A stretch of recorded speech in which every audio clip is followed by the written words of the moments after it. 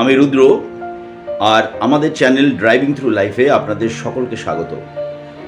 আমাদের ইলিউমিনেটেড কলকাতা বা আলোকিত কলকাতা সিরিজের 2টি পর্ব আমরা ইতিমধ্যেই আপলোড করেছি। আপনারা অনেকে দেখেছেন, প্রশংসা করেছেন, তার জন্য আপনাদের সবাইকে অনেক অনেক ধন্যবাদ। আর আজকে আমরা আপলোড করছি আমাদের এই সিরিজের 3য় পর্বটি। আজকে আমরা যে ভবনগুলি দেখাবো এইগুলি সবকটাই ডালহৌসি স্কোয়ার বা বিবাদী বাগের আশেপাশে অবস্থিত। এগুলি প্রত্যেকটি ব্রিটিশ কলোনিয়াল যুগে স্থাপিত। মুদের পাথেরিয়া সাহেবের প্রচেষ্টায় আলোকিত হয়ে এই অত্যন্ত সুন্দর এবং রাজকীয় ভবনগুলি রাতের অন্ধকারে অত্যন্ত মোহময়ী হয়ে উঠেছে। চেনা কলকাতাকে অচেনা রূপে দেখতে চলুন আমাদের সাথে বেরিয়ে পড়ুন। ভিডিওটি ভালো লাগলে লাইক করবেন, চ্যানেলটিকে সাবস্ক্রাইব করবেন, বেল বাটনটি টিপবেন যাতে পরবর্তী ভিডিওর নোটিফিকেশন আপনার কাছে পৌঁছে যায়। আপনাদের একটি লাইক, একটি সাবস্ক্রাইব আমাদের কিন্তু এই ধরনের আরও ইনফরমেটিভ ভিডিও বানাতে অনেক অনেক এনকারেজ করবে। ধন্যবাদ। এখন যে অতিকায় আর অসাধারণ সুন্দর ভবনটির সামনে দাঁড়িয়ে আছি সেটি বিবাদীবাগ এলাকায় রাজভবনের পশ্চিম দিকে ও কলকাতা টাউন হলের ঠিক পাশে 2 নম্বর গভর্নমেন্ট প্লেসে অবস্থিত। এটির নাম এজি বেঙ্গল ভবন বা ট্রেজারি বিল্ডিং। 1882 সালে লর্ড রিপনের শাসনকালে নির্মিত এই ভবনটি মূলত ব্রিটিশ ভারতের বিভিন্ন আর্থিক বিভাগের কার্যালয় হিসাবে গড়ে তোলা হয়েছিল। বিশাল অত্যন্ত কারুকার্য মণ্ডিত এই ভবনটির নির্মাণ শৈলীতে ব্রিটিশ আমলের চিরাচরিত ঔপনিবেশিক স্থাপত্য বৈশিষ্ট্য ফুটে উঠেছে। প্রসঙ্গত উল্লেখযোগ্য, বাংলার অ্যাকাউন্টেন্ট জেনারেলের কার্যালয়টি 1865 সালে প্রতিষ্ঠিত হয়েছিল এবং স্যার এইচ স্যান্ডম্যান ছিলেন এই পদে আসীন প্রথম ব্যক্তি। প্রখ্যাত পদার্থবিজ্ঞানী এবং নোবেল পুরস্কার প্রাপক স্যার সিভি রামন একসময় এই বিভাগে অ্যাসিস্ট্যান্ট অ্যাকাউন্টেন্ট জেনারেল হিসেবে কর্মরত ছিলেন। বর্তমানে ট্রেজারি বিল্ডিংটি ভারতের কন্ট্রোলার অ্যান্ড অডিটর জেনারেলের অধীনে পশ্চিমবঙ্গ রাজ্যের প্রিন্সিপাল অ্যাকাউন্টেন্ট জেনারেল ও অডিটের প্রধান কার্যালয় হিসেবে ব্যবহৃত হচ্ছে।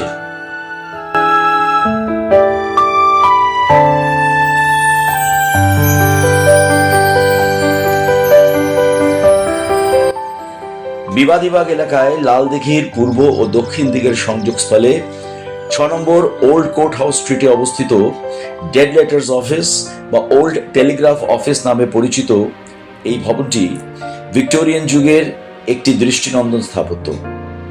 ঐতিহাসিকভাবে মূলত বাংলার জন্য আসা ডাক বাছাই এবং বিলি না হওয়া চিঠিগুলির ব্যবস্থার উদ্দেশ্যে ডেড লেটার্স দফতরটি 1853 সালে প্রতিষ্ঠিত হলেও এই ভবনটি 1873 থেকে 1876 সালের মধ্যে নির্মিত হয়েছিল। কলকাতার ডেড লেটার অফিস বা সেন্ট্রাল টেলিগ্রাফ অফিসের নকশাটি মূলত 1868 সালে এক্সিকিউটিভ ইঞ্জিনিয়ার বার্নফাদার প্রস্তুত করেছিলেন এবং এতে তাকে সহায়তা করেছিলেন মিস্টার ক্লার্ক। মিস্টার ভিভিয়ান কর্তৃক নকশাটি সংশোধনের পর 1873 সালে এর নির্মাণ কার্য শুরু হয় এবং 1876 সালে এই ঐতিহ্যবাহী ভবনটির নির্মাণ সম্পূর্ণ হয়। সেই সময় ভারতের বড়লাট ছিলেন দেশীয় সংবাদপত্র আইন, অস্ত্র আইন বা নাট্যাভিনয় নিয়ন্ত্রণ আইন প্রণয়নের জন্য কুখ্যাত Lord Liton.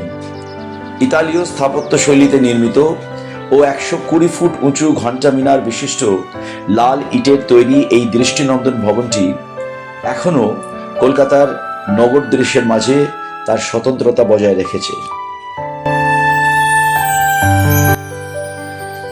Dead letters office থেকে পায়ে পায়ে খানিকটা পূর্ব দিকে অগ্রসর হয়ে আমরা এসে পড়লাম ভিক্টোরিয়ান যুগের আরেকটি নজরকাড়া স্থাপত্যের দিকে। এখন যে ভবনটির সামনে দাঁড়িয়ে আছি এটি বিবাদীবাগ দক্ষিণ ও রেড ক্রস প্লেসের কোণে 32 নম্বর হেয়ার স্ট্রিটে অবস্থিত কলকাতা স্ট্যান্ডার্ড অ্যাসুরেন্স বিল্ডিং। 1894 থেকে 1896 সালের মধ্যে নির্মিত এই ভবনটির নকশা করেছিলেন ফ্রেডরিক ডব্লিউ স্টিভেন্স, যিনি মুম্বাইয়ের ভিক্টোরিয়া টার্মিনাসের নকশা করার জন্য প্রখ্যাত। সেই সময় ব্রিটেনের বেশিরভাগ জীবন বীমা কোম্পানি উচ্চ মৃত্যুহারের কারণে ভারতে কর্মরত ব্রিটিশ প্রজাদের বীমা দিতে অস্বীকার করত। 1825 সালে প্রতিষ্ঠিত এডিনবরা ভিত্তিক স্ট্যান্ডার্ড লাইফ অ্যাসুরেন্স কোম্পানি ব্রিটেনের প্রথম লাইফ ইন্স্যুরেন্স কোম্পানি হিসাবে 1851 সালে ভারতে কলকাতা ও মুম্বাইতে তাদের ব্যবসা সম্প্রসারণের সিদ্ধান্ত নেয়। কলকাতায় তাদের অফিস ব্যাংশাল স্ট্রিটে অবস্থিত ছিল, কিন্তু 1896 সালে তারা এই বর্তমান ভবনটিতে চলে আসে। মিনার প্রবেশদ্বারে কোম্পানিটির লোগো আজও দেখা যায়। কয়েক দশক ধরে অবহেলার পর এই ঐতিহাসিক কাঠামোটির আকর্ষণীয় সম্মুখ ভাগটি যত্ন সহকারে তার পূর্বের গৌরবে পুনরুদ্ধার করা হয়েছে। সূর্যাস্তের পর রাতের আলোকমালা এই ঐতিহাসিক ভবনটিকে আরো মোহময় করে তুলেছে।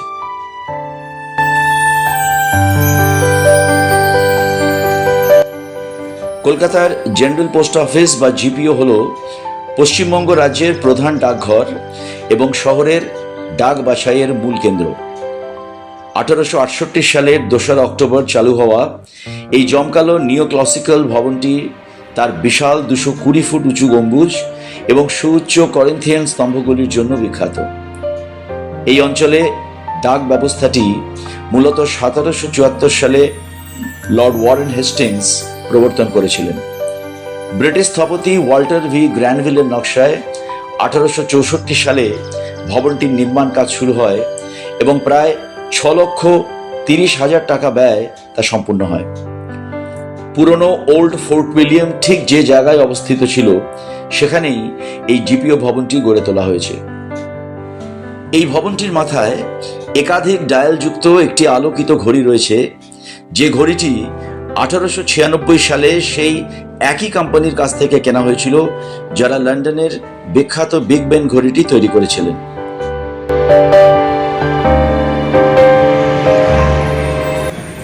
বন্ধুরা, এখন আমরা দাঁড়িয়ে আছি ফেয়ারলি প্লেসে 14 নম্বর স্ট্র্যান্ড রোডের ওপর অবস্থিত ইস্টার্ন রেলওয়ের সদর দফতর কয়লাঘাট বিল্ডিং এর সামনে।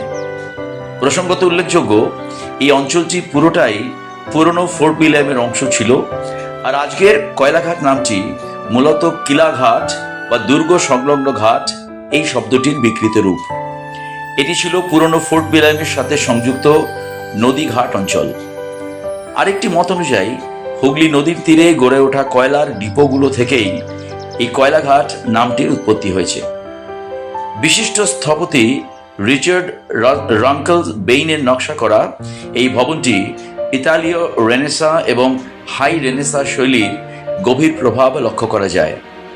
ভবনের বাইরে দিকে বর্ধিত ছাদের কার্নিশ ও কোণের ব্লকগুলো রোমের ফার্নেস প্রাসাদের স্থাপত্যশৈলী প্রত্যক্ষ অনুকরণ করে নির্মিত করা হয়।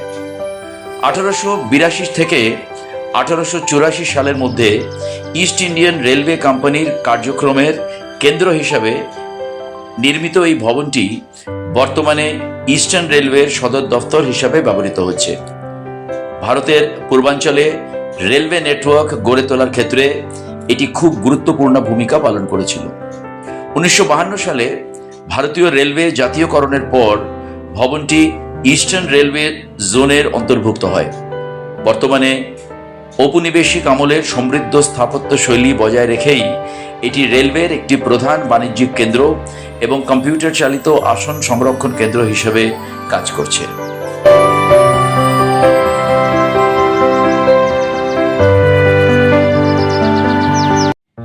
ইস্টার্ন রেলওয়ের সদর দফতরের ঠিক পাশে 16 নম্বর স্ট্র্যান্ড রোডে অবস্থিত বেলে পাথরে নির্মিত এই সুদৃশ্য ম্যাকিনন ম্যাকেনজি ভবন 1926 থেকে 1927 সালের মধ্যে ব্রিটিশ স্থাপত্য শৈলীতে নির্মিত এই ভবনটি সেই সব স্কটিশ ব্যবসায়ীদের এক স্থায়ী স্মৃতিচিহ্ন যারা কলকাতায় জাহাজ ও বাণিজ্য কেন্দ্রিক বিশাল সাম্রাজ্য গড়ে তুলেছিলেন।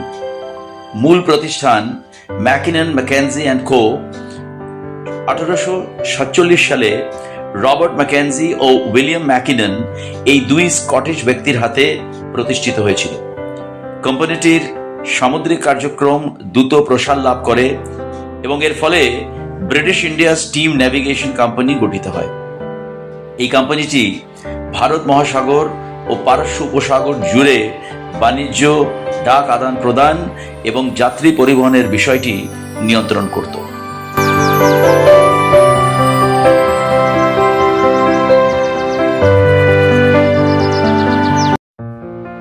ম্যাকেনন ম্যাকেনজি ভবনটি দেখার পর আমরা এবার চলে এসেছি পূর্বতন ক্লাইভ স্ট্রিট এবং অধুনা নেতাজি সুভাষ রোডের ওপর অবস্থিত বালমার লরি অ্যান্ড কোম্পানির সদর দফতরের সামনে।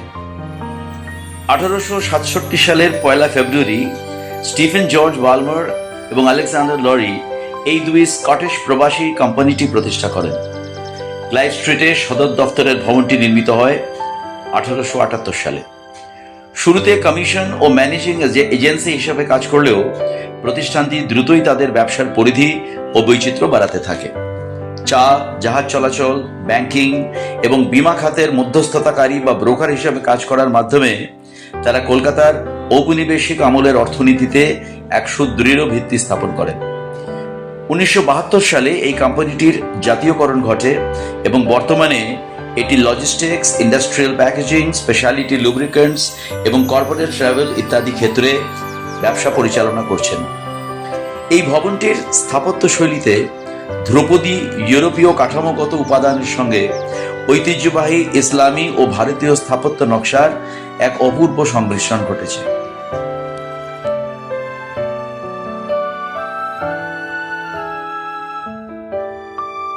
বালমার অ্যান্ড লরি হাউসের ঠিক বিপরীতেই অবস্থিত ইন্ডিয়া এক্সচেঞ্জ প্লেস, যেখানে Bengal chamber of commerce and ইন্ডাস্ট্রিজের কার্যালয় রয়েছে।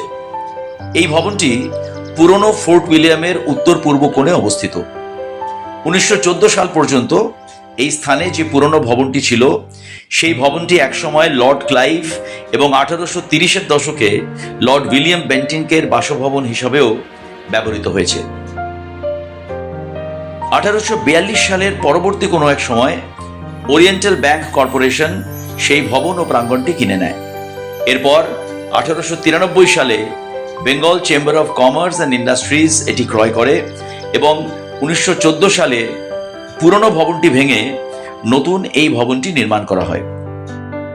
বোম্বের messrs Gregson, Bartley and king নামক একটি আর্কিটেকচারাল ফার্মের টি.এস. গ্রেগসন এর নকশা করেছিলেন এবং গ্রিক স্থাপত্য শৈলীতে নির্মিত এই ভবনটি কলকাতার জেসি ব্যানার্জি অ্যান্ড কোম্পানি 5 লক্ষ টাকা ব্যয় তৈরি করে।